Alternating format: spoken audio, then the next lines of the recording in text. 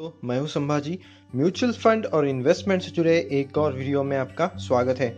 आज हम बात करेंगे एक बहुत ही पॉपुलर स्कीम के बारे में जिसे रिलायंस इक्विटी अपॉर्चुनिटी स्कीम्स के नाम से जाना जाता है। अब आज हम देखेंगे क्या ये सही समय है इस स्कीम से स्विच करने के लिए, क्योंकि इस स्कीम का परफॉर्मेंस पिछले कुछ सालों में बहुत ही खराब रहा है।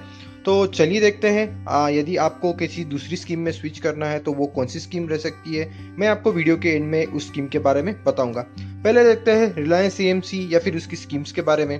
रिलायंस एज एएमसी बहुत ही ओल्डेस्ट और one of the best performing AMC में से एक है इंडिया में, क्योंकि रिलायंस की काफ़ी सारी अच्छी स्कीम्स है इंडिया में परफॉर्म करने वाली। जैसे रिलायंस ग्रोथ फंड हो गया जो पिछले 20 साल में ऑलमोस्ट 100 टाइम्स बढ़ा है, सबसे ज़्यादा बढ़ने वाले फंड में से एक है।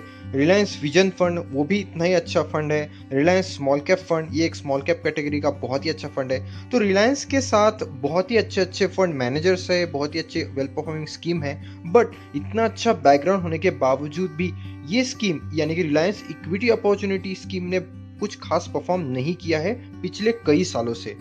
यदि हम रिलायंस इक्विटी अपॉर्चुनिटी फंड का ओवरव्यू देखेंगे तो ये एक ओपन एंडेड स्कीम है। ये स्कीम लॉन्च हुई थी मार्च 7, 2005 में, और इस स्कीम का जो बेंचमार्क इंडेक्स है वो है BSE 100।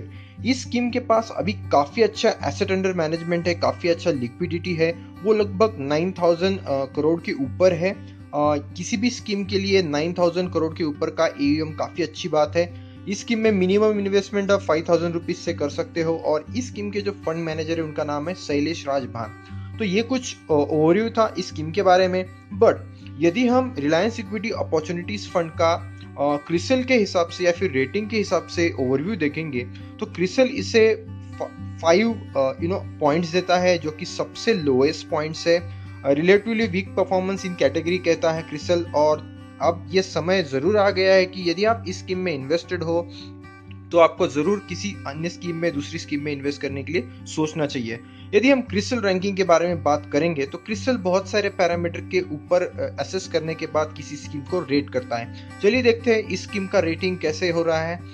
यदि हम पहला फैक्टर देखेंगे ओवरऑल रैंकिंग क्रिसल का, तो डायरेक्ट स्कीम और रेगुलर स्कीम दोनों स्कीम को क्रिसल इसे सबसे कम अंक यानी कि 5 पॉइंट्स देता है।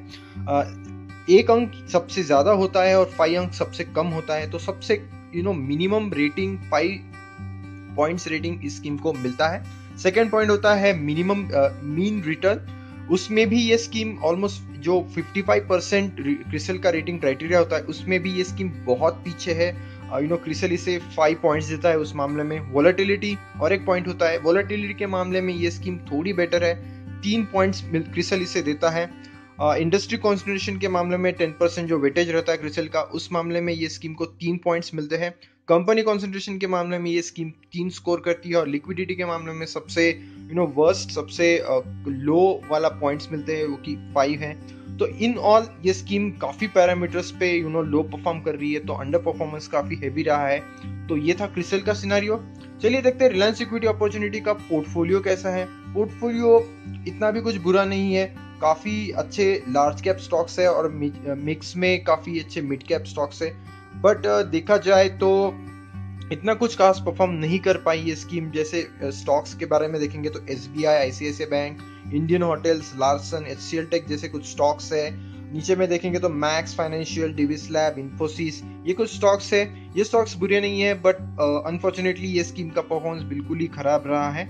यदि हम सेक्टर एलोकेशन के बारे में बात करेंगे तो सेक्टर एलोकेशन का कॉल इस फंड मैनेजर का या फिर रिलायंस का ऐसा है कि बैंकिंग में ये स्कीम सबसे ज्यादा इन्वेस्टेड है। उसके बाद engineering, retail and real estate काफी इंटरेस्टिंग सेक्टर है, मैन्युफैक्चरिंग, टेक्नोलॉजी और सर्विसेज।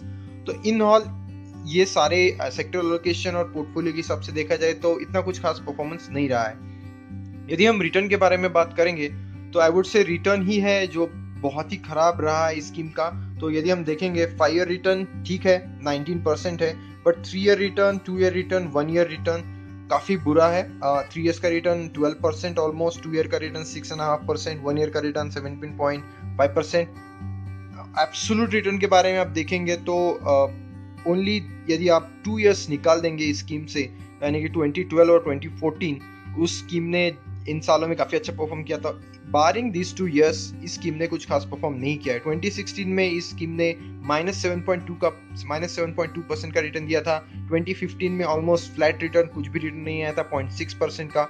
2013 में भी 3.8% का रिटर्न रहा था। तो ये पिछले 3 साल ऐसे थे कि इस स्कीम ने कुछ परफॉर्म नहीं कर पाए थे। तो व्हाट्स द कॉल, क्या अभी क्या करना चाहिए यदि आप इन्वेस्टेड हो, तो यदि आपको क्या डिसीजन लेना चाहिए? तो मैं रेकमेंड करूंगा आप स्विच कीजिए टाटा इक्विटी पी फंड को, या फिर आप स्विच कर सकते हो प्रिंसिपल ग्रोथ फंड में, क्योंकि ऐसा ही बुल रन कंटिन्यू रहा, इक्विटी मार्केट्स ऐसे ही अच्छे करते रहे, तो इस स्कीम से काफी अच्छा परफॉर्म ये 2 स्कीम कर सकती है, टाटा इक्विटी फंड और प्रिंसिपल ग्रोथ फंड। तो ये था मेरा personal opinion Reliance equity opportunity fund के बारे में। मैं बताना चाहूंगा कि मैंने इस स्कीम से स्विच किया था 2016 में, और दूसरी स्कीम में स्विच किया था, तो मुझे काफी अच्छा रिटर्न मिला है। तो ये था मेरा रिकमेंडेशन मेरे साइड से।